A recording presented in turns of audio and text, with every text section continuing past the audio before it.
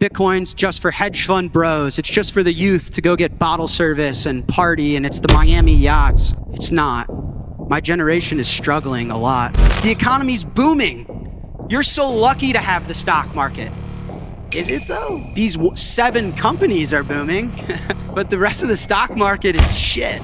Printing money is a moral violation. Government debt to me is a form of time travel. You're literally traveling into the future and spending my resources and my kids' resources to go to war, to pass your stupid bill, to waste and spend money and grow debt. It's so funny. They wear the suits and they look professional and they're just devastating humanity. 最近我看完比特币支付公司 Strike 创办人 Jack Mallers 在比特币大会上的演讲，非常的感叹。原来不仅台湾的7年级生很衰，同时期的西方国家小孩也是一样。我们爸妈这代努力工作赚钱就能买车买房，所以认为小孩也可以，却没想到我们一出社会就遇到2008年全球金融海啸，很难找工作。就算有工作，起薪22K， 工作3年了还没加薪，因为老板说要共体时间，只好下班去兼差跑 Uber， 却发现不论怎么努力工作，存钱的速度永远跟不上房价上涨的速度。爸妈却说我们以前可以，为什么你们买不起？现在的小孩就是草莓族。但真的是我们不努力吗？不是，错就错在我们生在这个时代，这个美国不用工作，透过印钞就能奴役全球人的时代。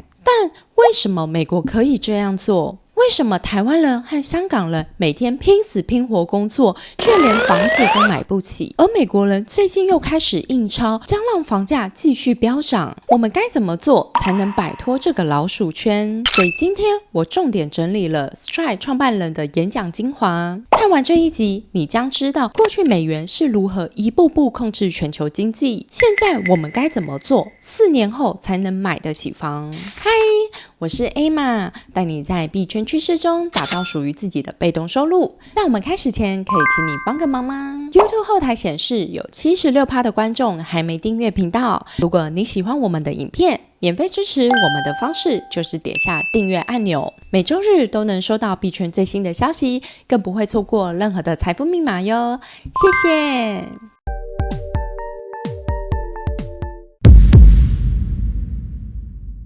How do we get to a society and an economy where 10-year-olds have an iPhone, they have access to AI, but they're also taking pills, and they're also depressed, and their food is poison? Well, I'll take you all the way back to the world wars.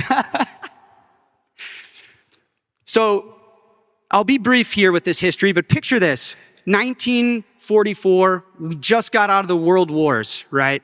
The world is decimated. There's no winner in a world war. I grew up in American history, so in my history class, they told me America won, but now I'm old enough to know nobody wins. There's no such thing as winning in war. So on the back half of the world wars, America figured, well, we won. We have the most gold. We have the strongest economy. We have the strongest manufacturing base, and we can help the rest of the world. This was their claim. So what we can do is we can take our currency and peg it to gold. And they established what's called a Bretton Woods Agreement. So this is a photo of the actual meeting where everyone, after the war, we're like, all right, we're done killing each other for a second. Everyone get in this hotel and agree that we're all gonna use the dollar because we're strong and you're not. And we're gonna tie it to gold and we're gonna build back better. And that was the agreement. And this was the Bretton Woods Agreement. A little bit of history, if you look in the middle there, the conference established the World Bank. They set the gold standard to $35 an ounce, which is a little weird. Can you imagine if they set the Bitcoin price? Wouldn't work, but whatever. They were probably dumber 100 years ago. And we went on. A little over 30 years later, the world growing, using the dollar, we're past the world wars, we're bigger, we're better, was the Nixon shock. The US continued about their war path. And we were going to so much war and spending so much money that it was actually France that said, whoa, yo, give me my gold back. I don't want these dollars. You're clearly printing more dollars than you have gold. I want my money back. And the United States said, gotcha. Your gold is my gold now, sucker. Have fun with these pieces of paper. Listen to this.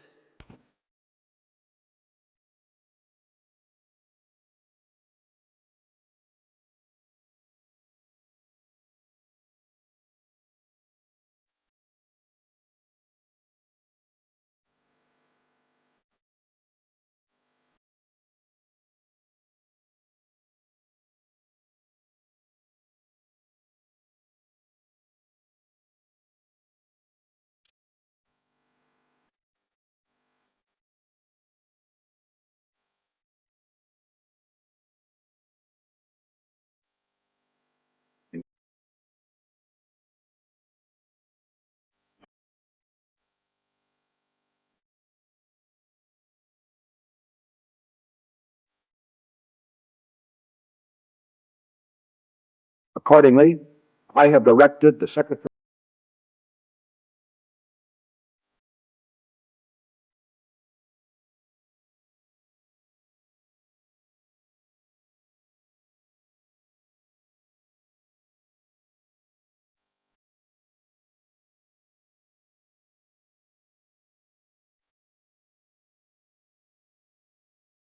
So 1971, the US severed their relationship with gold.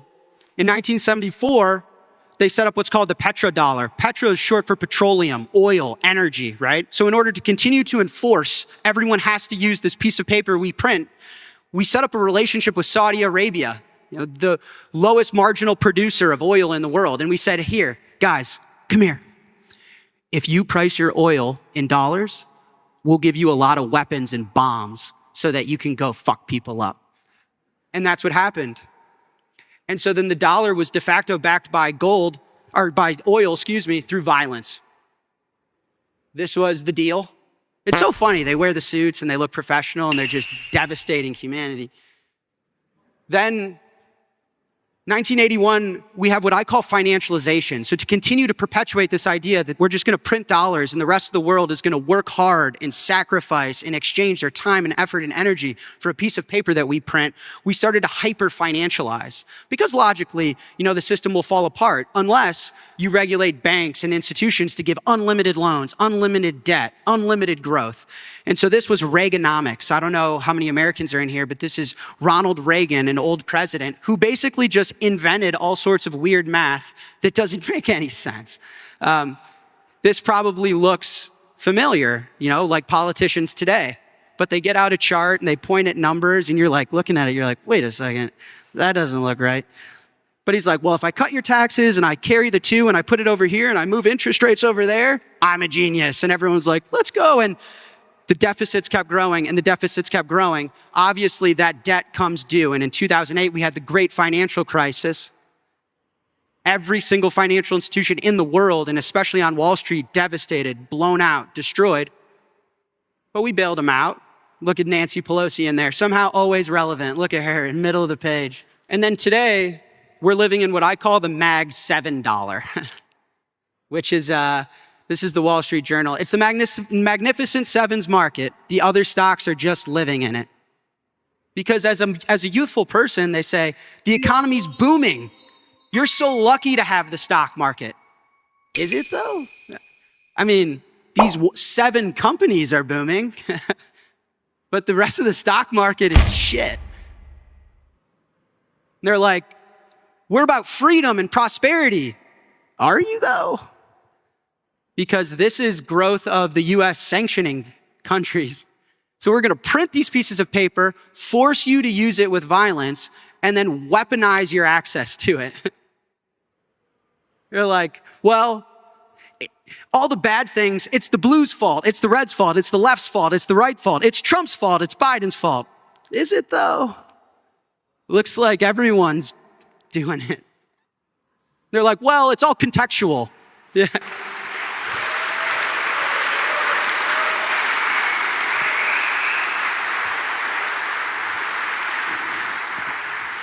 And they say, and they tell us this in school. And they say, well, you got to add context, These numbers make a lot more sense when you realize the size of the economy. Really, though? Because percentage of GDP, we have more debt than we did at World War II. But I just went to school. We're not in war. Well, we always are somehow, but not in a world war. And they say, but your jobs and your growth and your income is exploding. Is it though? It is on Wall Street, but not for my friends. 我在看这段历史时，只觉得美国政府真的太厉害了，先用黄金，再用石油，现在是科技，持续控制着全世界，完全就是80-20法则，80%的财富集中在前20%的人手中，这些金字塔顶端的人也太爽了吧！同时，我也感到很无力，自己真的很渺小，不知道怎么做才能改变现况。难道我们上班族就只能这样辛苦工作一辈子，依旧贫穷吗？当然不是，我认为解决问题的第一步是先发现问题。小米创办人雷军曾说，不要用战术上的勤奋来掩盖战略上的懒惰。过去的我只知道好好当个上班族，相信努力工作就能有好的未来，却忘了抬头看看这个世界发生了什么变化。当我终于看懂今天的困境主要是体制的问题，而不是我们努不努力时，我开始质疑现况，这样真的对吗？有没有更好的方法？我不再加班优化工作流程，而是去研究最新趋势。我不再花时间讨好老板，而是去寻找真正能帮我赚钱的工具，所以才进入了币圈。还记得2021年刚进场时，市场有多疯狂？我投资比特币时，价格才3万，不到1年就冲上6.9万，资产直接翻倍。结果遇到诈骗、交易所倒闭等各种鸟事，让我惨赔90%，真的超崩溃。好险我都撑过来了，一起见证比特币创新高，到达10万，投资比特币的资产也涨了3倍以上。过去4年，你的薪水有上涨3倍以上吗？未来4年，你还在期待透过薪水来买房吗？如果你正在寻找更好的机会，今天我想把最新写的这本书《自由》免费的送给你。新手该如何投资币圈赚钱？分享安全又快速的3大步骤，并且准备常见的50个币圈专有名词，帮助你轻松理解市场，从此远离诈骗。你可以在资讯栏的第一条链接中免费领取。自由，这不仅是一本投资币圈指南，而是我如何从每天工作12小时的上班族，透过币圈成功开除老板，每天睡到自然醒的翻身经历。下一位会是你吗？ Printing money is a moral violation. You see, government debt to me is a form of time travel. You're literally traveling into the future and spending my resources and my kids' resources to go to war, to pass your stupid bill, to waste and spend money and grow debt. You're pulling forward the resources of those that aren't even born yet. You understand that we borrow prosperity from our kids without their consent. You see? Fiat is a moral violation. Not just an economic one, not just a US one versus Russia versus China one, a moral one. Okay, so what do we do about this? How do we solve this problem? We'll get in a little bit of better mood now. We build. You understand that this is really the story of humanity. We're tool builders, right? Isn't that what Steve Jobs said? I think one of the things that really separates us from the high primates is that we're tool builders.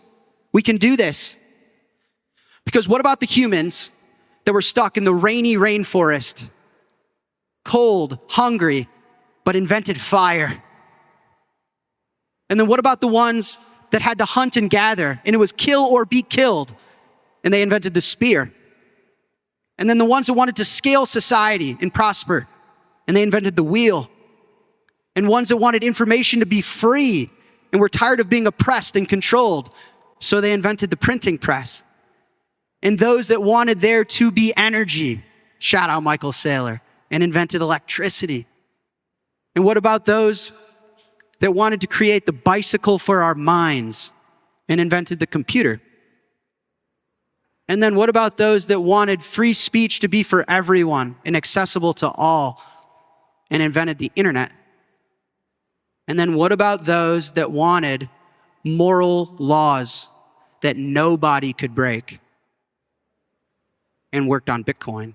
What I want my generation to understand, and a lot of the media that's really hard on us, they say, Bitcoin's just for hedge fund bros. It's just for the youth to go get bottle service and party, and it's the Miami yachts. It's not. My generation is struggling a lot. I mean, ask any of the parents in this room. It's probably not going the best. It's probably not perfect. And for me, Bitcoin is about morals.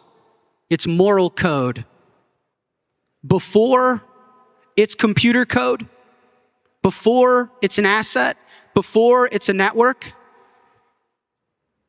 it's moral code. What are Bitcoin's morals? You shall not censor. You shall not inflate. Doesn't matter who you are, doesn't matter how many guns you have, doesn't matter who's the president. This moral code is you shall not inflate. You shall not confiscate. Bitcoin is property, and it's your property. You shall not counterfeit. You shall not steal. Before Bitcoin's about the best performing asset that Wall Street is falling in love with, it's about ethics. It's about morals. This is the moral code that us humans that have paid the cost of a century of money printing, this is the world that we want to live in. No theft, no inflation, no ability to censor. Everyone is treated equally here. No ability to confiscate and counterfeit, right? Now the question is, how can we get away with this? If you wanted to rob my house, you could kill me, and my house will be there for you to take. You wanted to rob my gold, you could kill me, and my gold will be there for you to take. You want to rob my Bitcoin? The only way to guarantee you can't get it is by killing me. It's a number in my head. You know that you can take the energy of 1,000 suns and you still can't crack my private key. Bitcoin's strength comes from numbers. As Julian Assange said, it isn't obvious the universe had to work out this way, but somehow the universe smiles down on encryption. And so how do we, the people, how do we, the youth, engineer a moral code and a moral world for us to get out of the mess that we were born into? We do it peacefully, and we do it with math. We find strength in numbers. We find strength in each other. We invert the power balance. I'm sitting up here more powerful than any US politician because I own my own private keys. I run my own node. You understand? Bitcoin's strength is in the numbers behind it. Its true power isn't political or military. It's mathematical. 没错，其实我们想要的不过就是平等的待遇，努力工作得到合理的报酬后，和家人有个舒适的房子可以住，和朋友想吃什么就吃什么，和情人想去哪玩就去哪玩。但在美国政府狂印美元导致资产大暴涨的时代，这些日常却成为了7年级生最难实现的梦想。不是我们不努力，而是努力也没用，那何苦？但是现在有了比特币，总量是固定的，每4年生产数量减少1半，价格却上涨超过1倍。我们再也不用担心美国又乱印钞，台湾建商越开越高的房价，因为有一个资产上涨的速度更快，那就是比特币。这是过去4次比特币减半后的价格变化。2012年上涨77倍，2016年上涨快3倍，2020年上涨4倍，2024年上涨34%。当我们能把握比特币的机会，不就能更靠近理想的生活吗？只是高报酬的背后确实有着高风险。虽然比特币价格上涨的速度很快，但是下跌的速度更快。这是2020到2023年比特币价格的变化。比特币价格在2年从6900上涨到69000，上涨9倍，却在短短1年暴跌到1.5万，下跌超过75%。如果我们当初投资100万，就亏了75万，等于1整年都做白工了。但只要我们能撑过这段期间，就能享受到现在的10万获利。相反的，如果撑不住，或许不投资会更好。像是我有一个朋友在2024年3月比特币7万元时买入，但后面比特币一路下跌，亏了半年受不了而卖出，就这样错过比特币创新高到11万美元。看到朋友的例子，你可能和我一样开始思考，难道我们想透过投资币圈赚钱，一定要承受暴涨暴跌吗？有没有其他低风险的投资策略呢？还真的有。透过放贷，将资金借给交易员，每天就能赚到稳定的利息，报酬率高于股票，但风险远低于直接投资比特币交易合约。再也不用担心晚上睡觉时手机通知币价暴跌亏钱，而是每天早上起床时账户就自动多了一笔收入。像是来自香港的上班族莲娜，过去是盲目跟风投资加密货币，最后是高买低卖亏钱收场，直接离开币圈，现在已经成功打造被动收入，实现躺平赚钱的目标。所以如果你也想安心投资币圈赚钱，那相信放贷会很适合你哦。去年我还受邀到香港分享币圈投资经历，希望能避免新手再犯下我过去的错误，不用走弯路就能在币圈投资赚钱，过上每天睡到自然醒的生活。所以我准备了一个免费教学影片，分享自己是如何从什么都不懂的币圈韭菜，到现在成功打造一份稳定安心的被动收入。你可以在资讯栏的第2条链接中找到，一起在币圈安心赚钱。如果你也是7年级生，留言告诉我，你觉得现在的生活压力跟10年前比是变大了还是变小了？我是 Emma， 还会继续分享关于币圈投资被动收入的经验，记得按赞、订阅、开启旁边的小铃铛，并打开全部，还有 follow 我的 IG 哦，那你就不会错过这些知识了。我们下周见，拜拜。